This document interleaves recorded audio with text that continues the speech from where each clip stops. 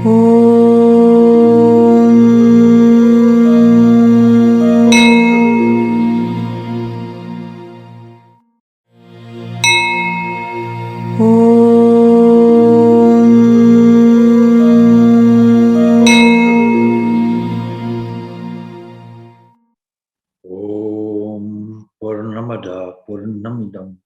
Purnat Purnam Mudachyate Purnasya Purmadaya Purnam Ivavashishyate. That is full. This is full. The full comes out of the full. Taking the full from the full itself remains. Peace, peace, peace beyond all. That is, that Brahman, that substantial underlying source, is both transcendent and immanent. So we are now finishing off the Upanishad, but this is an informal session. And we have all along been studying the Upanishad up until now, which gives you a good introduction to the Upanishads in general.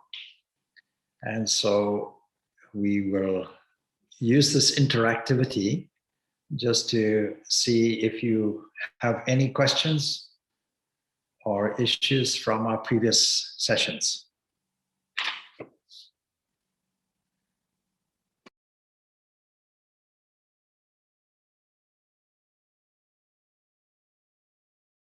But just to go through what we have learned so far. I'll try to give you something of a useful summary if I can.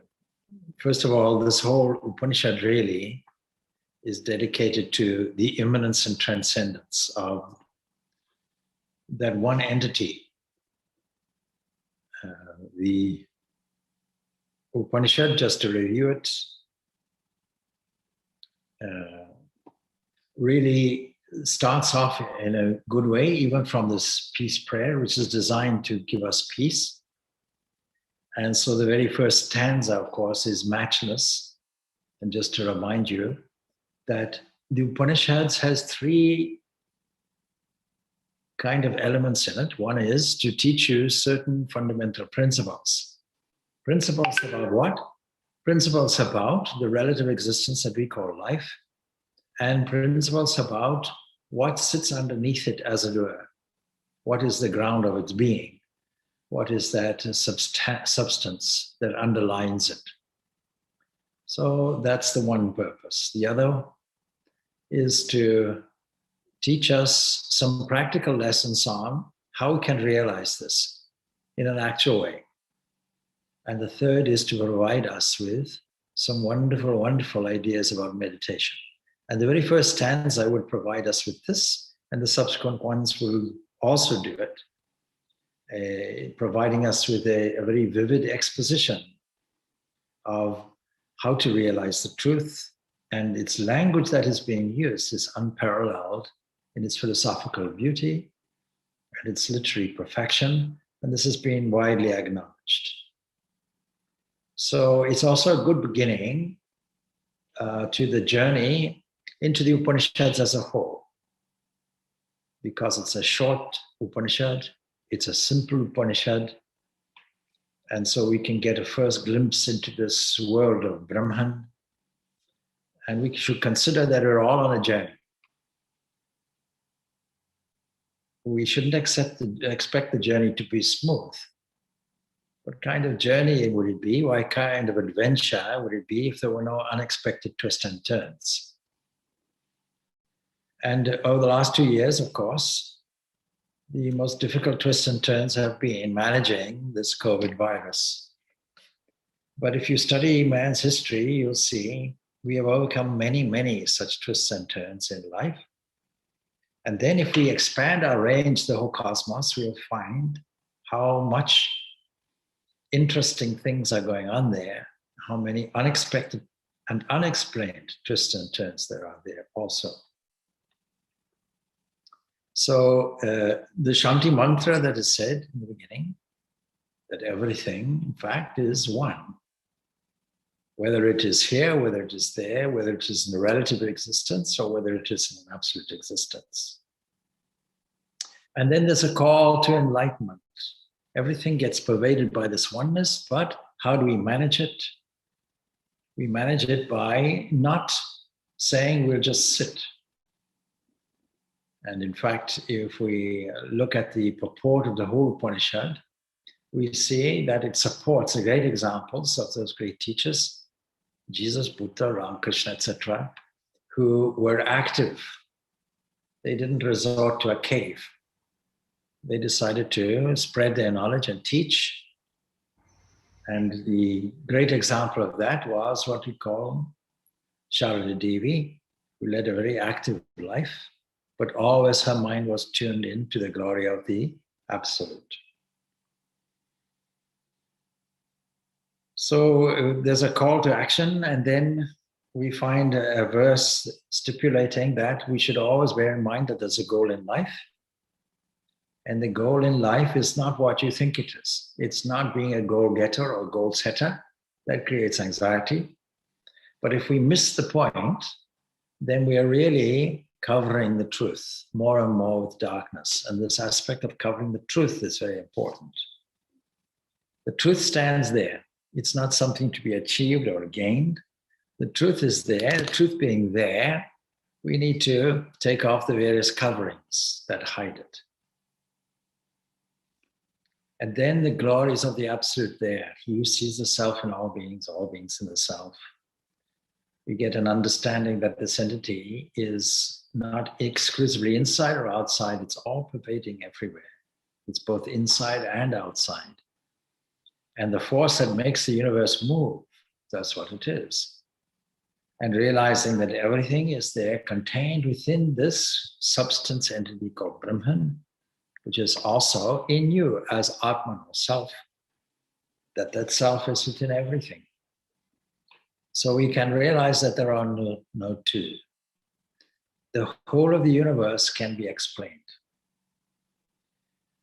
The whole of the universe is undivided according to this. Everything is full. How is it then that we see these divisions? How is it that we can study these various parts and divisions? How is it that it looks like that? What's preventing us from seeing it? You see, there's a duality at the very smallest microcosmic level. The whole idea is that what we call the proton, the nucleus in an atom, is dense and solid. There's a strong force that binds it, a strong nuclear force that binds it, and binds it fast. It's not the smallest element that we have, so what is it binding? It's binding what we call quarks. And the quarks are derived from that book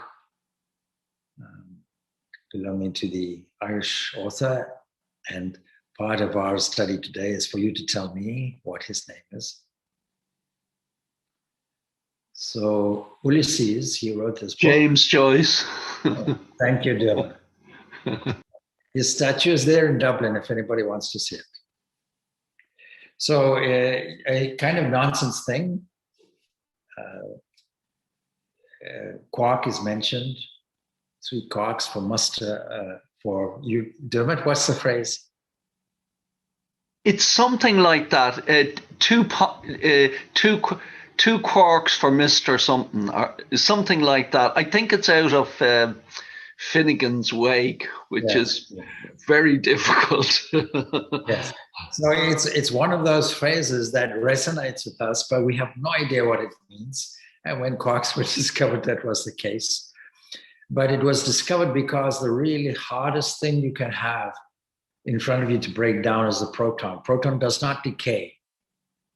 Part of the mistake that modern science are trying to make is to prove that the proton decays. And that is because there's a cosmological model that requires it. But trying to demonstrate that the proton decays, and it doesn't. So you need tremendous force, huge amount of force to break up this varieties of quarks. And the only quarks that remain they come really in the form of protons and neutrons. And they come in various combinations that give us a certain charge.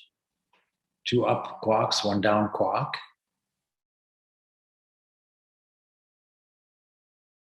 Then the reverse of that makes a neutron. The whole thing combined is held fast.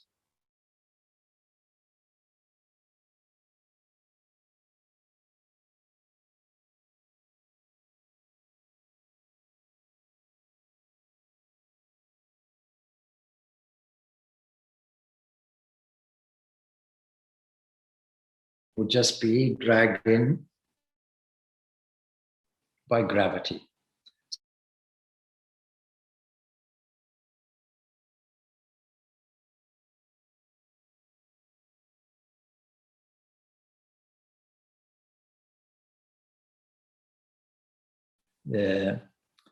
Pauli's principle where fermions, any of these particles, they're very antisocial. They can't remain in the same state. They have to move from the state. And keeping that going keeps the separateness going and the sense of separateness going. Don't think that we are removed from what I'm telling you about, because the eyes that are seeing the screen itself are all made from these particles. And then we have these electrons, which are really clouds of stuff. They're not really things. And they have electrical charge. They have the same electrical charge, regardless of where they are in the universe. And because of Heisenberg's uncertainty principle, they are prevented from entering into an undivided condition. In other words, falling into the proton, which is much heavier, much denser, much smaller, but much denser and much heavier. And so this arrangement of keeping things in an uncertain position keeps everything apart.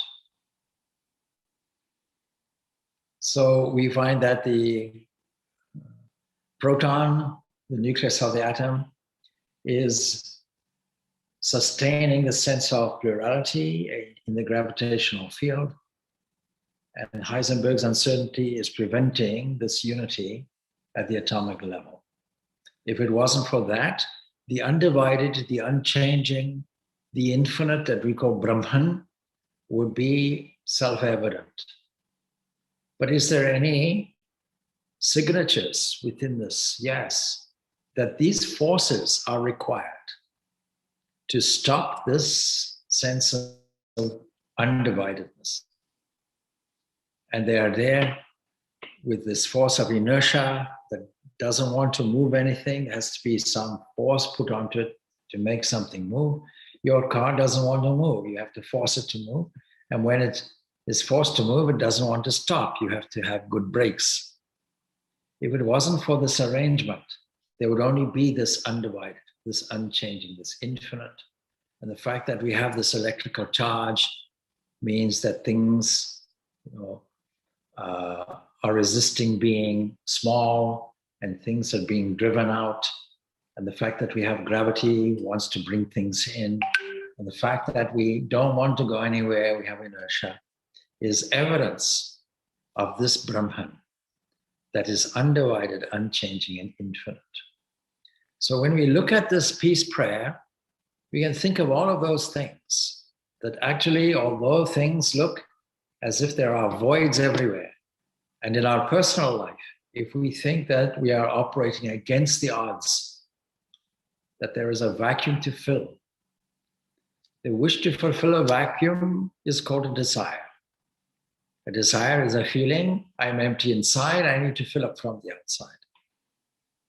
When we do away with all of that, when we enter into a more of this undividedness, when we see that there's pure being which is unchanging, when we have the sense of infinity, the mind is completely stable. And so the practical advantage of this is there is absolutely no grief coming our way. So this is one of the lessons of this Upanishad. And so it's a beautiful technique for quieting the mind, realizing that the absolute perfect one It's not only all-pervading, eternal, immovable, unchanging, but also the supreme seer and the supreme thinker has already created, as it were, this world through apparitional causation, such that everything is in its place exactly as it should be and is working in this strange way. Because nobody ever asks why a proton is like this, why an electron is like this, why we see this division when it's unity. How is it that we're able to make this mistake? Nobody asks that question. But these ancient philosophers, they answered the question. So nothing needs further action on our part if everything is full.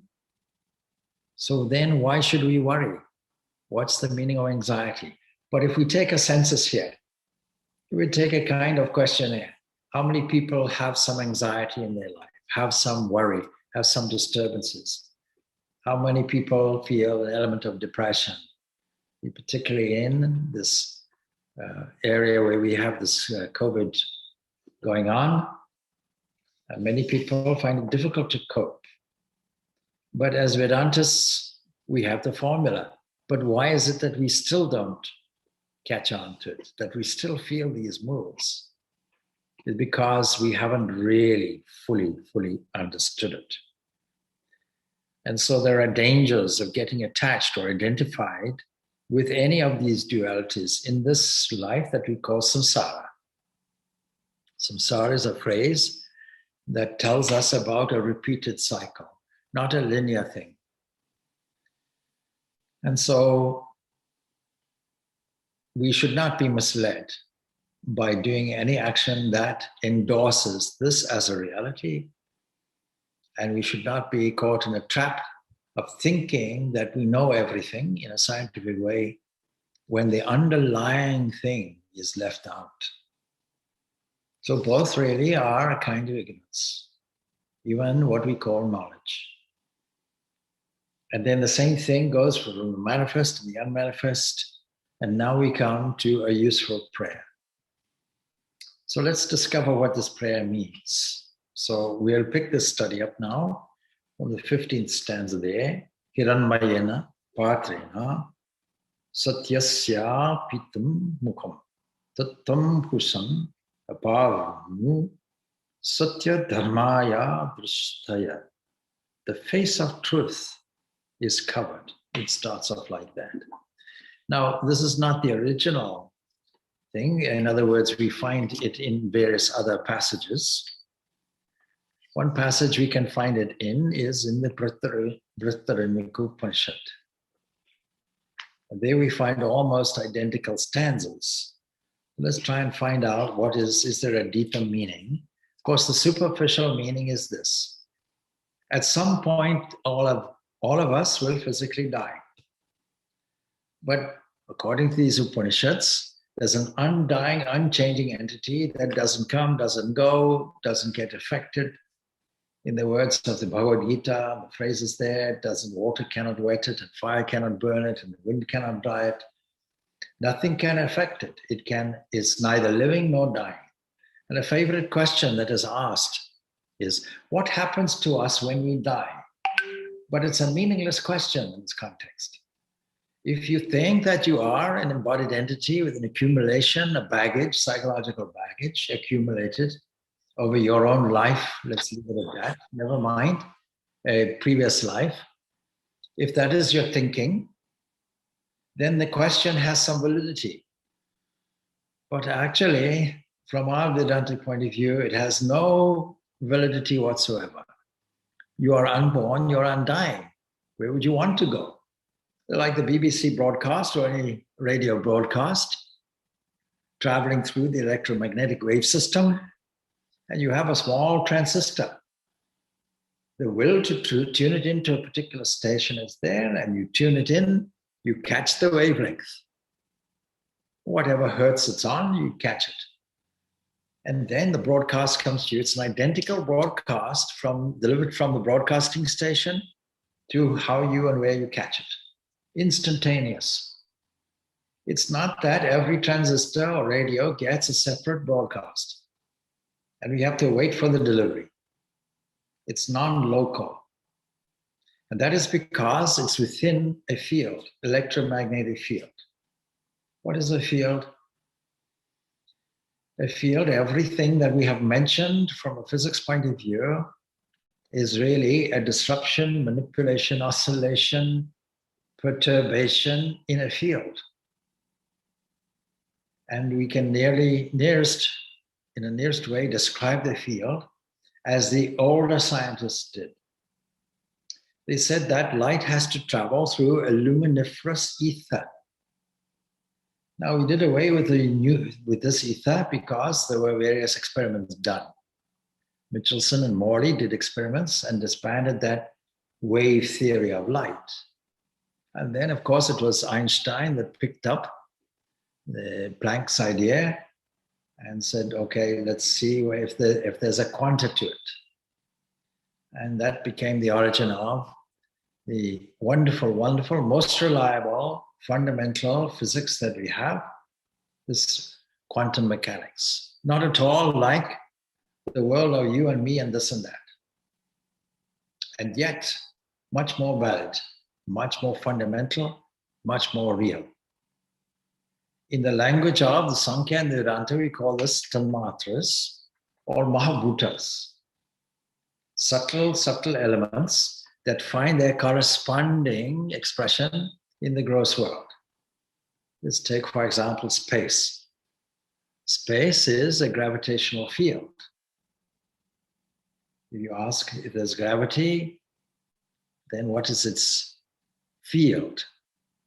Something like a flexible ocean, something that is eternally shifting, something like the luminiferous ether. You can imagine it like in many different ways, but you can imagine it like a vast ocean. And in an ocean, you have various levels of tranquility. At the bottom of the ocean is all homogeneous, is all the same. Then as you go closer to the surface, you find more effective the currents taking place. And more you go toward the top, the more turbulence is found, until finally you're on the top and you get tossed around by waves. And then how do you predict what wave is happening anywhere? But it's not exactly like that. It's more like you see ripples and irregular perturbations to the extent that you can't really make any calculations about it. And therefore, it is said to be random, randomly presented. But the world of video and Zoom and tables and chairs and bodies and eyes, it doesn't look like that. And so the first difficulty we have to encounter really is to say, I am not this solid body with a personal domestic history behind it and relations with others that are either smooth or difficult. And then I stand and I look around and ask this question, where is God? And because I don't see that entity, I say it doesn't exist. Maybe that's my conclusion. Even theists have that conclusion. Because if believers in God and theists really thought that there was a God constantly present, then there would be no such thing as theological sin. How would it be possible? There would be no depression. If I think that God is my nourisher and supporter, where would my depression come from? It is only when I catch on to this thing, the sense of embodiment that we call egoism. Identify the ism of identification with I. And essentially boils down to identification with my mental history and habits, personality and body. That is why we do the Enneagram. We do the Enneagram to say, this is your particular flavor of it. Now, because of that, you know, and you have some clues how to deal with it and how to deal with other corresponding egos. Like particles trying to interact with particles, if we're talking about that kind of thing. We also have to maneuver our way around the obstacles of people and places and events. And we have to do it with great skill This question of doing it with great skill is called yoga. Tomorrow, apart from the celebration of our 3rd anniversary, which we'll have here the whole morning from 10 o'clock to 12:30, in the earlier morning, we have to give some kind of understanding to people who not necessarily come here, in fact, none of them come here, about what we mean by yoga. Because most people in the Western world would think that yoga is standing on your head, or if you really have malice in you, standing on somebody else's head. Because that kind of yoga, although I'm joking, there's a serious element behind it. What is standing on somebody else's head? Standing on somebody else's head is protecting your ego, making a defense against it, taking your habitual way of behaving and making it either a fighting entity or a shrinking entity or a mesmerized entity. These are the 3 options. A more enlightened object is to see through the whole thing and see the fun of it and see the play going on and respond as if it were a drama, which our philosophy says it is. Lila, Lila Maya. See, that's the expression we use. So things are not exactly what we understand them to be. And in this understanding, we can now get to grips, what is this thing that people are calling death? And in that, we also have to take on whatever level we find ourselves at and understand that this body will die. And it's in the process of doing it. What we call old age is just a deterioration of the various cells of the body. It's on a journey toward death. And in the Mahabharata, that famous passage there where Yudhishthira and his brothers are there, they're thirsty, desert conditions, and they will know that there's a lake nearby, and one by one the brothers go off to catch water. But the lake happens to be inhabited by a ghost.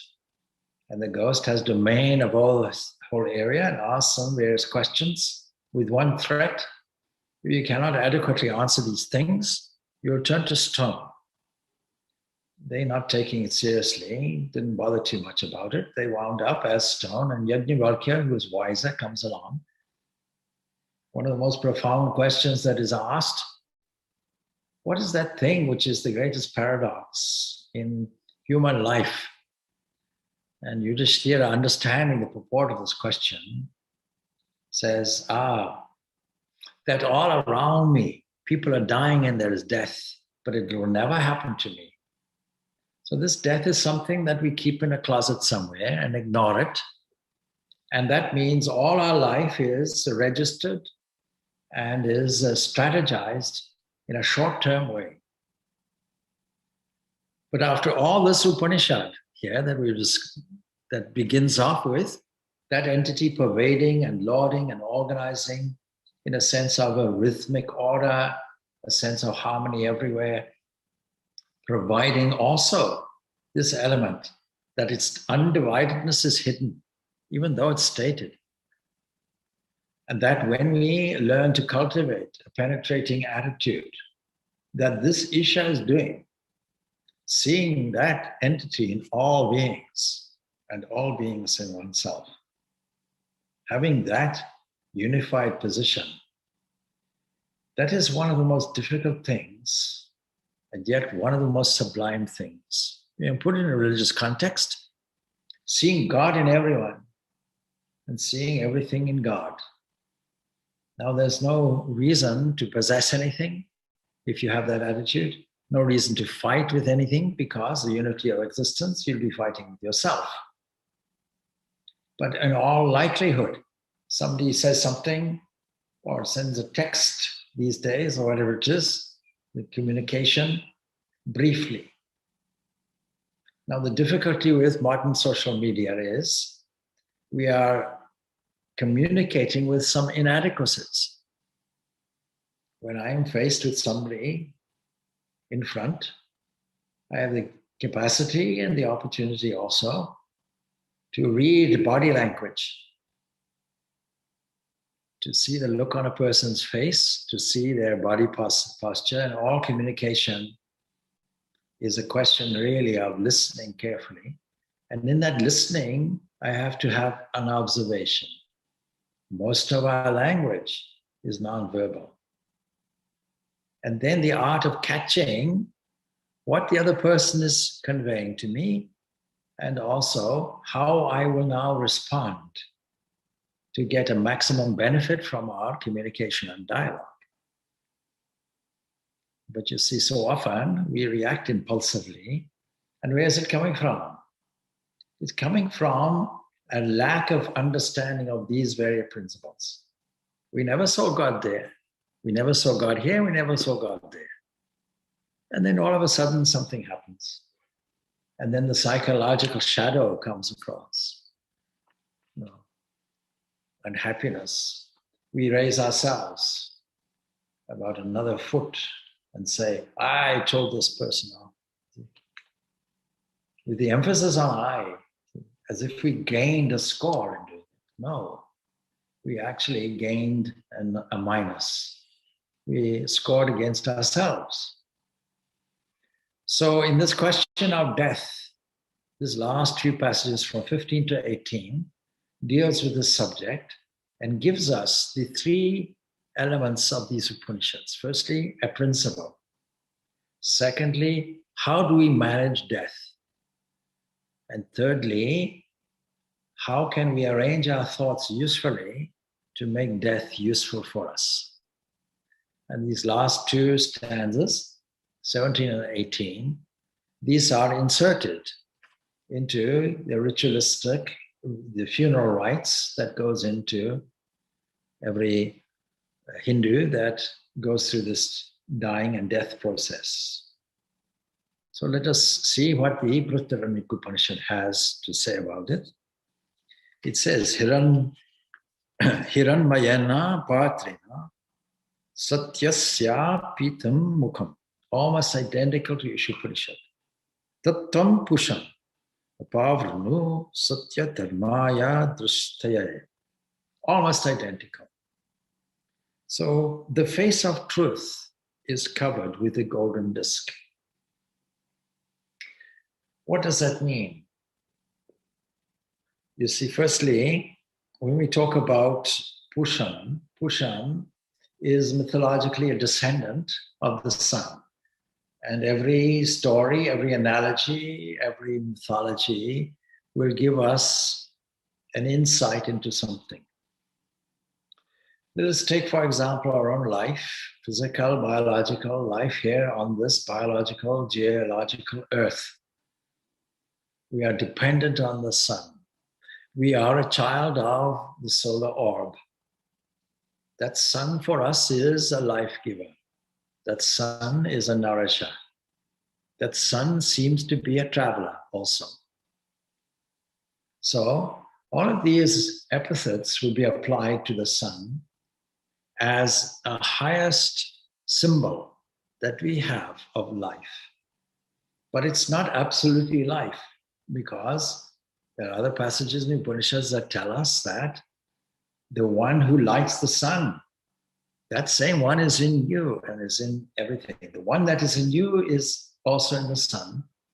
And despite the fact that you cannot look into the sun, you'll go blind if you do it. Even in an eclipse, you have to put a colored screen, colored glass or something like that in front of the eyes to see it. Otherwise you see the corona around the sun, but even that will be a strain on the eyes. You can go blind from it. If you look directly in the sun, the eyes are not equipped to manage that level of bright white light. But even that light is something like a disk that is hiding the real face of the real entity, since we know it's lit from within. And so Pushan, that sun, if you like, or deity, if you like, is a child of the sun. And there's a prayer. This is a prayer. Now, what's the advantage of putting it in a prayer form after telling all of this? Because there is value in prayer. Spiritual practice is a combination of prayer, a combination of lovingly repeating certain intrinsic formulas that encapsulate the truth. We call this japa, and meditation. And all have to be employed. So, unveil it, O Pushan. Your face is covered with a golden disc. Unveil it so that I who love the truth may see it. Now, the truth and immortality are linked together. When we say what is the goal of life, we can equally say the goal of life is truth. The truth about the real existence as it is. And truthfulness as a quality to uncover that also. So that is put there. There's a passage also that is given to us in the Maitri Upanishad that is linked to this. And it tells us that, that there is a cosmic link to everything. So that if we are making a prayer with the idea that there's an intrinsic element in me, number one, it is the same as that which is in the sun. Secondly, that I may go toward that.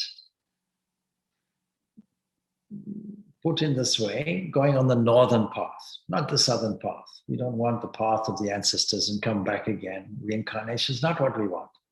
We want a one-way ticket. We don't want a return ticket. So with that in mind, we have to see, do we merit that? Have all our actions merited it? And then the other thing is that this body that we have hung on to so beautifully, but by now, throughout our life, we have learned to discern and say, it's only yesterday's tomatoes and pasta, or bananas and milk, or whatever it is that we had to form this body made from food, now has to be offered, your final offering. All this other part of life, if we led it successfully in a spiritual way, was a series of offerings. Final offering is we take this cloth called the body and offer it into the fire. The fire symbolizes the divine messenger that is offering everything upwards and is linked toward the sun. Not only the sun, but all other shining objects also. Sun, moon, lightning, etc. And so the Maitri Upanishad will say, Namo Nye, adoration to Agni, fire, who dwells in the earth, who remembers the world. In other words, all these elements, water, fire, air, wind, etc., they're all intrinsically identified as an expression of this fullness. They're all deities in their own right. They're all sacred. When we look at them, we should be able to see only one thing, this immortal entity. So there is a Pushan Ekarshi Yam Surya, or Pushan, the sole seer. Pushan means the nourisher. The sole seer or controller, O son, offspring of Prajapati, the creator, the cosmic mind, the creative intelligence. Spread forth your rays and gather up your radiant light, that I may behold you of loveliest form. Whosoever is that person yonder in the sun, that also am I. Soham asmi. That am I. And then it goes on, identical to the Isha Upanishad. Vayur Anilam, may this life enter into the immortal breath. Breath means like this. A certain life force that when it leaves the body and leaves something, you say that person is dead. It means it's energy. And no one in modern science has the capacity, the ability at this point to define what is energy. All energies go to zero. So what is this energy? This energy is there, this life force is there inside everything, making everything move. And I've described how it works on the microcosmic level, at the very, very tiniest level, we find the whole thing is beaming with life in all these various fields: electromagnetic field, radiational field, gravitational field. Any field, any particle that you can think of is really an excitation in a field. It's not actually a thing. And so all of this requires things. It requires fields. You take the Higgs boson that was discovered, it requires a field. And the reason for that is because things are continuous. How is it there's a connection between this earth and the moon? How is it that there is a connection, what they call a butterfly effect, that theoretically a butterfly bats its wings in Argentina and affects the whole of the world's weather? See, that kind of concept is there. Everything is connected because every ripple affects the next ripple. So this connectedness is called field. Is there only one field from which all comes? Science doesn't say, hasn't discovered it yet. But if we go along to by these ancient scientists and physicists and philosophers, discoverers of the truth, they will say, yes, there's only one field it comes from. And that field is technically called Akasha. A means moving toward. Akasha means being, just being. Being and shining. Something moving toward with the possibility of it radiating. It's called Akasha, and quite accurately translated really as space, but not meaning emptiness. Space as we understand it today, a scintillating dynamic ocean of interactivity, unseen, that is infinite and unmanifest, but bubbling with potentiality. And when something moves in a certain way and gives it momentum, then we call this technically Vayu, this life force, this breath, and this in a subtle form. And so this life force is, may this life enter into this immortal breath, you can understand it now. Then may this body end in ashes. So now look at this. Again, once more, if we create a questionnaire and say, have you ever done a meditation on your cremation or your burial? Doesn't matter, but let's still stick with cremation because of the sacredness of this fire offering. So let's stick with that for the time being. You see, there's nobody who can imagine it because there's always a seer looking. It means I'm the eternal observer and the eternal knower and the eternal thinker. But nevertheless, imagine the body there burning. Now the Buddhists have a much better meditation. They say, let us now contemplate the very decay of the human body. Now, when we leave the body, once the life has left, of course, left from that particular, dimension of life called human life. But decay itself is life. And the physics laws say things have to go into entropy. That means you can't bring it back. It goes into a state of scrambledness, chaos. That's called death. But that is also an activity because the decay of the organic body is going back into some elemental things, and you can't destroy those elements either. They simply recombine and transform into another form of life. And so just for the sake of repetition, so we can tell a story like that, you see. So supposing this body is worth preserving after death, and you decide to bury it in a garden somewhere.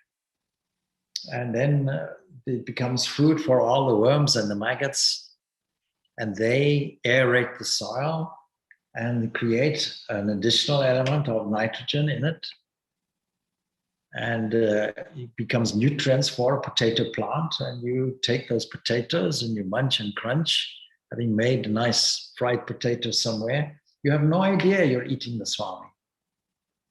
So there's no such thing as death. There's only such thing as transformation. And in this transformation, can we imagine how the body decays? Imagine it's on a slab now, left for a few days, it starts smelling a little bit, some gases get released, and you'll find then the pallor is different. The body starts going hard, it becomes cold, its color changes to blue, parts of the flesh start moving off, maggots start coming in. Eventually, a portion of fragment of bone starts appearing, and then more. And then ultimately, after some period of time, just bits and pieces hanging on. And then finally, the whole thing gone, only a skeleton remains, only the bones, the last thing to decompose. And even there, maybe the skull will get brittle and fall off. See, how can we possibly identify this with ourselves? So that's the usefulness of such a meditation. Then the prayer goes on, then may this body end in ashes, and O intelligence, remember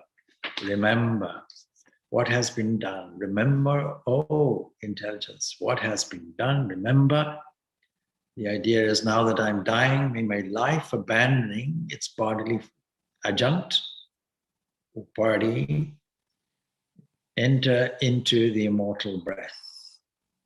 So that passage is there. That is also linked to another passage in the Upanishad, which goes on as the third section. And just to support the passage, since everything here is pervaded by death, since everything is overcome by death, by what means does the sacrificer free himself from the reach of death? And they answer, there's a question to the sage Yajnavalkya. And he answers, by the Hotra priest, by fire, by speech. Truly speech is the Hotra of sacrifice. That which is the speech is fire. In other words, when you have the knowledge of the identity of the sacrificer, that is the person who is doing the thing, and the fire, that is the ultimate goal, and the ritual that is linked into language, speech, you go beyond death. That's the idea about it. So seeing this properly, we can overcome death even though the body is dying. So that is the passage that is repeated here, and it is almost word for word repeated here in this passage in the Upanishad. So let us take up this 15th stanza. Again, it says, Hiranmaya, the face of the truth. Those who are following this in the first volume, the 8 Upanishads, you can catch it and follow as I read. So, the face of the truth, that is Brahman in the solar orb, is concealed with a golden vessel, that is the sun itself. Do thou, O sun, open it as if it was a covering, a gateway also, so as to be seen by me, who am by nature truthful. That is, I am a performer of rightful duties, I've led a good life, and so on and so forth. Now this moment, then you should reveal it to me.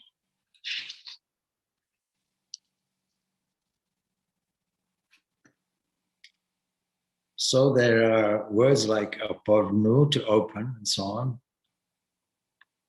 You can reveal the truth to me. Satya dharma, by Satya dharmaya, by means for my sake, who am of that kind, truthful. And in other words, I have led a good and honest life. Then it goes on in this passage. Pushan ikarshe yama surya prajapatya vyuha rasman samuha tejaha. Almost word for word, the Brihadaranyaka Upanishad passage. Thou who art the nourisher, the solitary traveler, the controller, the acquirer, the son of Prajapati, do remove thy rays. Very easy to understand how these relate to the sun as a life giver, as a nourisher, as a traveler, and so on. I do remove your rays, gather up thy dazzle. How will I look at you? You'll have to draw your rays in, as I might think of it in meditation, and then I shall behold the form of yours, which is the most benign. Then this beautiful, beautiful passage that has actually become a Mahavakya, Soham Asmi, the most important thing in this whole thing. I am that very person that is in the sun. That I am. That one that is yonder in the sun, that I am. Now, in the process of dying, the last thought you have is the first thought on the other side. But how do we make that sure? We don't have to wait to understand this till the moment of death, your last gasp of breath. You say, let me remember. What did the Upanishads say? We studied it one day, I remember. At that point, you can't leave it at that point if it is habitual assertion. So see, I am that. Supposing that is repeated and that understanding is continuously given, then it'll be a natural thing at the last moment. Don't forget, every moment is the last moment. Every second is the last moment. I should behold that form of mine, which is the most benign. Okay, beautiful. And then, Vayor Anilam Amritam. Let my vital force now attain the all-pervading immortal air, same thing as Brihadaranyaka Upanishad, and now let this body be reduced to ashes. I willingly do it. Imagine if everybody was prepared for death in this way. Now, Elizabeth Kubler-Ross is an expert in death and dying. She has written many books, of course. She herself has gone. A medical doctor who took an interest in this. He makes an extraordinary claim from her experience of seeing and being with those who are dying. So every person who is dying knows and therefore accepts the fact. And they will not leave until they accept the fact. It may be at the last moment after clinging desperately. But every person knows that last moment and accepts it. Where does our grief come from? Our grief is for ourselves, not for the other person. The other person is released from suffering, for the time being at least. And we are continuing in it. Oh, my mind, remember all that has been done. Remember all that has been done. Again, highlighting the whole concept of the oblation, the offering into the fire, may be reduced to ashes. And since Brahman, says the commentary, has Om as its symbol, therefore, constantly with the meditation followed by the dying person, applies to all of us, by the way. Even now we are dying. Brahman, which is called fire and is truth by nature, is presented here as identical with Om. Om and the fire identical. Brahman and the fire are identical. Krato, O mind, whose characteristic is volition. Smara, remember. Mindfulness in the Vedic tradition, Vedanta, you see people say, oh, mindfulness is something people take up. It's Buddhist. No, actually, it came from here. This Vedantic system, smara, constant remembrance. Mindfulness is smara or smarta. Remember, the time has arrived when all that has to be remembered by me should be remembered. Therefore, you, that is the fire, you do it for me. Since you are the Lord, I have now identified you as Om. And with that in mind, please remember on my behalf all that has been thought of, even from childhood, everything. Recount my deeds, collect them all nicely with an idea of going forward. And this krato smaro, kratam smara, this repetition implies that I'm asking. It's a solicitude prayer. And he prays for the path again. And that comes out in the 18th verse. O fire, O God, knowing as thou do all my deeds and all our deeds, lead us by the good path for the enjoyment of the fruits of our deeds. All these deeds will have their effects. Remove from us all crooked sins, that is, any lapses in our knowledge, any imperfections, any blemishes, any misunderstandings that have come from ignorance. We offer thee many words of salutation, and with that prayer, there's a kind of nice release from it. So, what a beautiful understanding of the whole process of death and dying.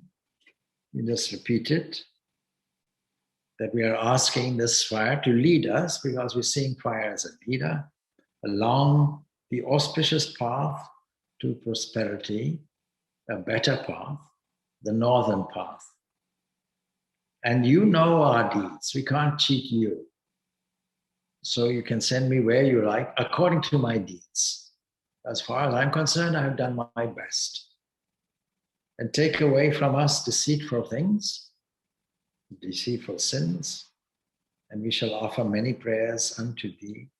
The 17th and 18th stanzas are repeated at the time of death. So a small comment that we can make. We are required to remember our past deeds as their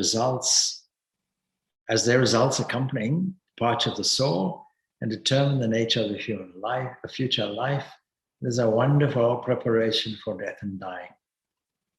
I saw a video recently of one of our swamis passing away, very old and very semi-conscious, and brother monks repeating, come on, and repeating the mantra, repeating the name of God repeatedly.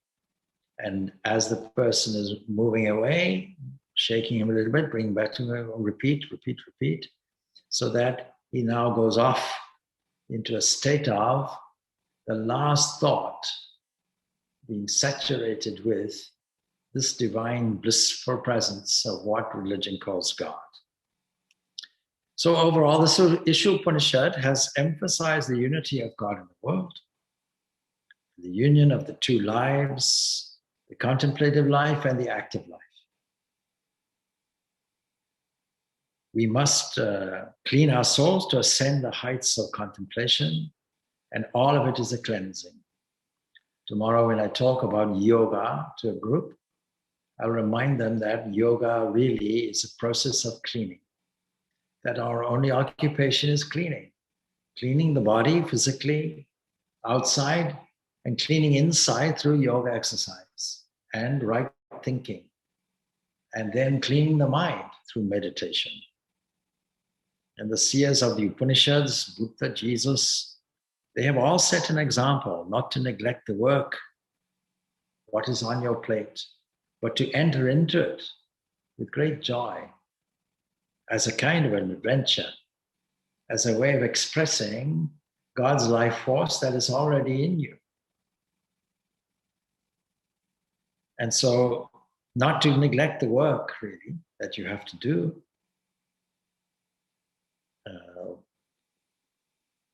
by resorting only to going off somewhere and contemplating the proverbial navel. These great, great giants are noted for their stability and their poise. The Bhagavad Gita will tell us that yoga is this equilibrium of mind as well as skill in action. And their calm was a vision of one. They act without selfishness, and they help without patronizing. On today's chat, there was a wonderful quotation from Swami Purnananda, and giving this idea, what is actually a yogi, and puts it beautifully, that it is a charming phrase, a charming set of phrases and descriptions he uses, both in the positive and negative. but one who is completely and spontaneously dedicated to the welfare of the world. One who has only love, see, not engaged in these pairs of opposites, transcending all of that. That's really as a yogi, one who is enjoying the union and the movement toward this ideal of unity as well. So I think that's all, but we'll pause a little bit and take some final questions, comments on this issue Upanishad that we have just finished.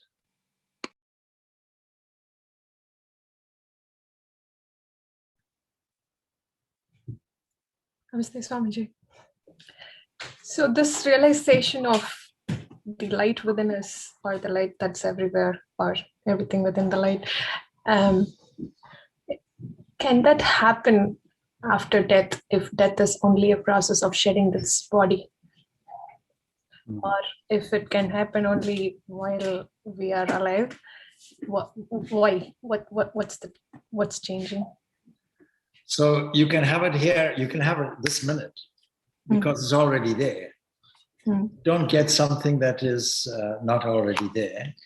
It's not something like a career move or an achievement in the future. What you have is already here. That's the purport of the whole prayer, Purnamada, Purnimadam, and so on. That fullness is here. Fullness is in this place right now. So there's Ramakrishna gives a beautiful example. If a cave is dark for 1,000 years, how long does it take to light it? Well, you simply strike a match. You can do it here, you can do it now. What's stopping it? So to remove the obstacles. What we call samsara is really just a cycle of opportunities presented to us. Unlimited opportunities for us to pass university exam. Now, the fact that the body dies doesn't prevent us from carrying on and doing it. So what happens when the physical body is gone? It's a bit like saying, what happens to me when I take my coat off? Nothing. When the taxi breaks down on the way to the airport, then what happens to our journey? We take another taxi and carry on. So there are some options. One option is to go to the world of the ancestors. That means that you are working out the fruits of your activities, but in any event, you have to come back. The ancestors is one option, but also the deity is another option. In any event, you have to come back. It's like earning all your money and spending it once a year at a holiday camp. Going off to wherever, Spain or whatever it is. Unfortunately, at some point in time, your budget runs out and you have to come back and earn for another year. So this is what we call transmigration. You carrying on, continue your journey. But it's a single entity that is doing it until you realize, till that realization dawns. Oh, I don't have to get anything. It's already here. So we have to learn that lesson. So we can have it here or hereafter. One more option is available. Supposing we have led a near perfect life, then we have the opportunity of what is described as going to the world of Brahma, cosmic mind. And from there, at a suitable period in cosmic time, we then melt into this oneness. In which case we don't come back again. One more option is available. We can get this freedom in this life. We can be Jivan Mukta, free in this life. And in which case we neither come nor go because we never arrived and we never left. It only looks like that.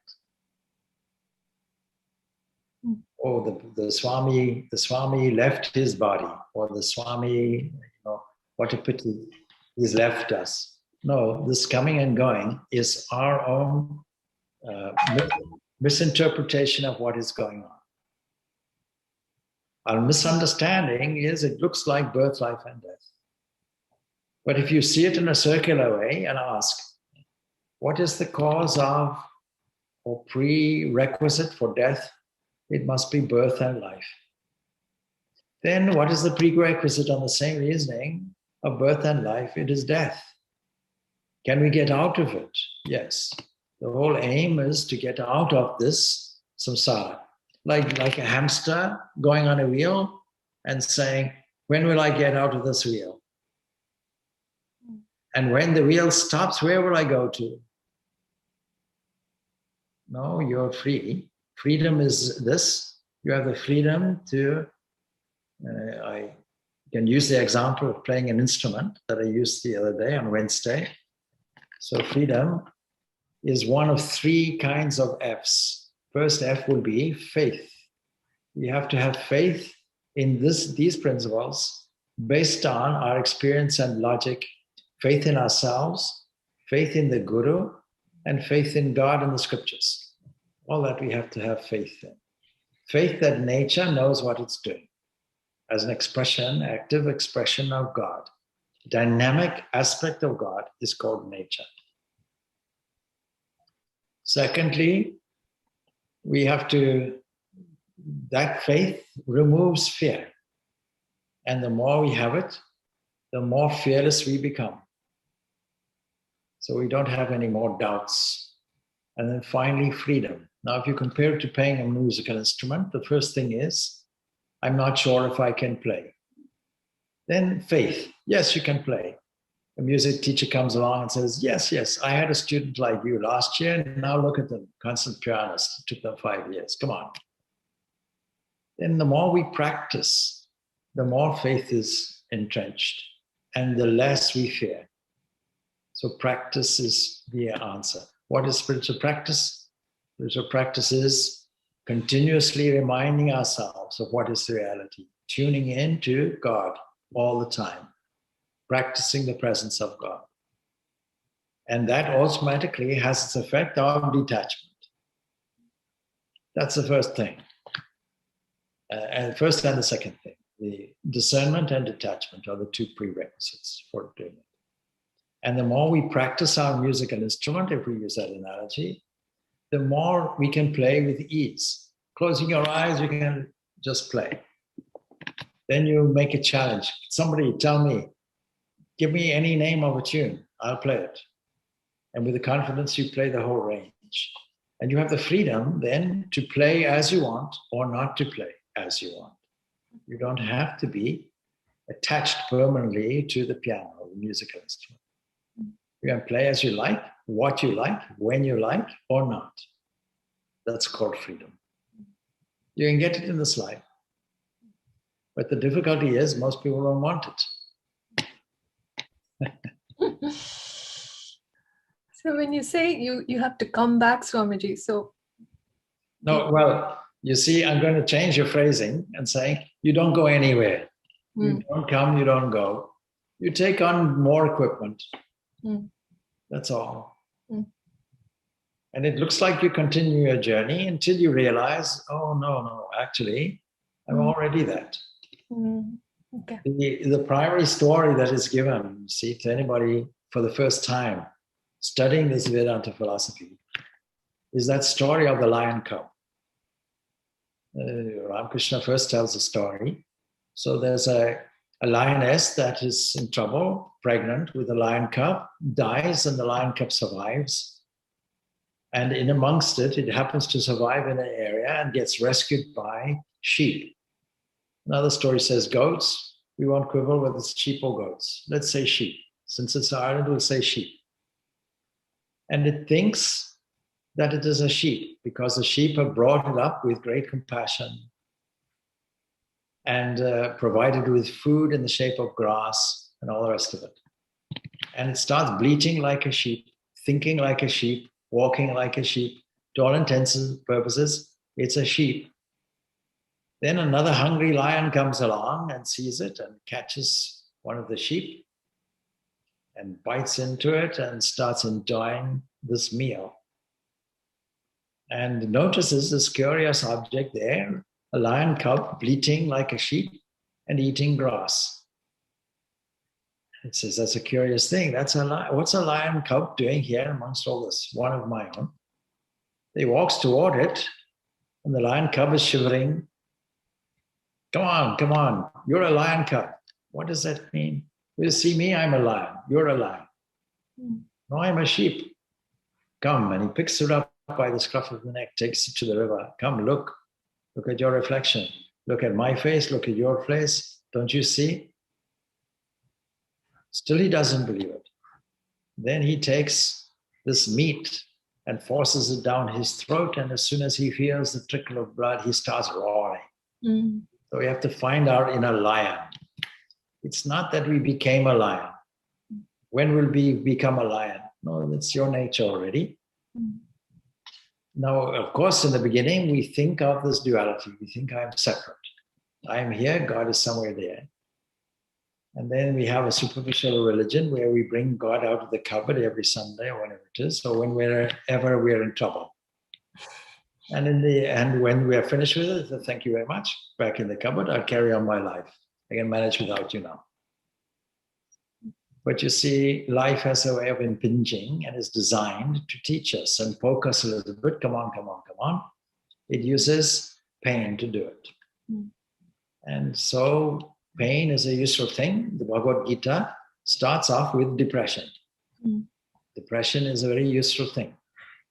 If you want to start your spiritual life, please go into depression. The first chapter of the Bhagavad Gita is Arjun Vishad Yoga of Arjun's depression.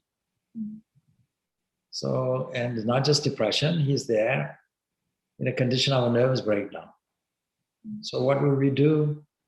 Immediately, see, now I asked this question the other day, who is the best psychologist in the world? Or is it Freud? Is it Jung? Is it Adler? No. One clever person is, is it Buddha? Or even more earlier than that. Oh, Krishna. Yes, Krishna. Krishna is dealing there with somebody who has a nervous breakdown. And Krishna doesn't put him on the couch and ask him, what was your childhood like? What did your mother do, your father do? What mood were you in when you were 5? By the 10th chapter of the Bhagavad Gita, or you see, now we're at the age of 10 years of age, tell me all about that. And no, none of that. He immediately goes to the core of it.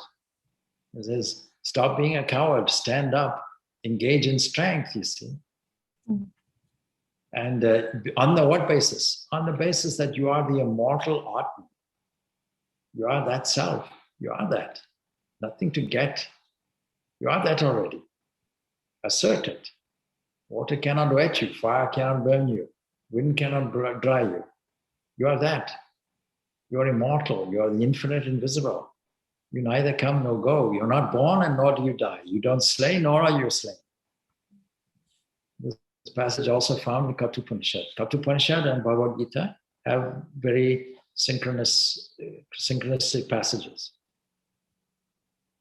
So that's something that we have to come to a conclusion, step by step. It's not a bad step to think, I'm here, God is there. So I have a whiteboard behind me, and I use this. You've probably seen this diagram before. It starts off with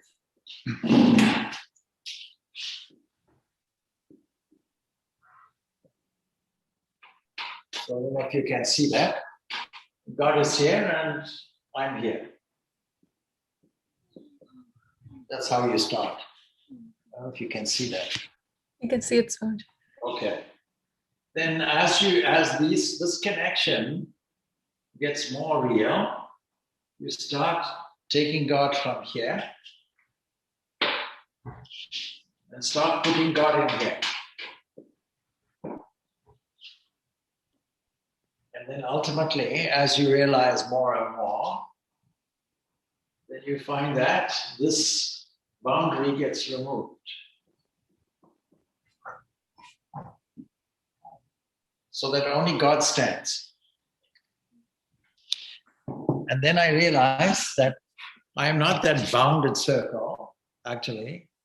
I am the Father of one in the Christian language, Jesus language. I am the Father of one. I am that. Now all the Mahavakyas are saying something like that, something similar. Soham, Brahmasmi, I am Brahman, see? Tattvamasi. All of these are indicating that unity. I am pure consciousness. All of them are saying that same thing. But do we feel it? How is it that if we are free already, how is it that we feel bound? So that conditioning has to be whittled away step by step, bit by bit. And we do it by cleaning the mind more and more and more. That is, every thought that comes, we have to review it, classify it. Which guna does it belong? Is it egoistic? Is it lazy? Egoistic of that type? Shall we put in some stronger, better values? Compassion, strong, true, wise, full, free, truth, beauty, goodness, love. Harmony, put that in. Put that in every second. Every second is your last second. The whole mind is saturated with it. And the greatest tool you have, if you're a devotee, will be japa. Even no matter what path you take, whether it's jnana or bhakti yoga, whatever it is, you'll employ that name, and jnani will employ the Vedic mantras, such as the Mahavakyas I've mentioned, but continuously being repeated. Now everybody can do that, so it's a very easy thing to do. It's not a difficult thing, but now to remember to do it. But once you're in the habit of doing it, you see, it becomes very sweet. And then revelation happens by itself. We don't have to continuously ask on the journey like a child, are we there yet? Are we there yet? Are we there yet? No. God is not to come. We're already here. Purify the mind because God is here. If you're living in a house, you don't make it dirty, you keep it clean. If you're moving into a new house, or if you have a new house in mind, you expect it to be clean also. So house being clean, are you living in it or about to live in it? So in this case, you clean the mind because you're living in it. Not because it's to come. All right. Thank you so much. Good, good. So we leave it there. Om Shanti, Shanti, Shanti. Peace, peace, peace, peace.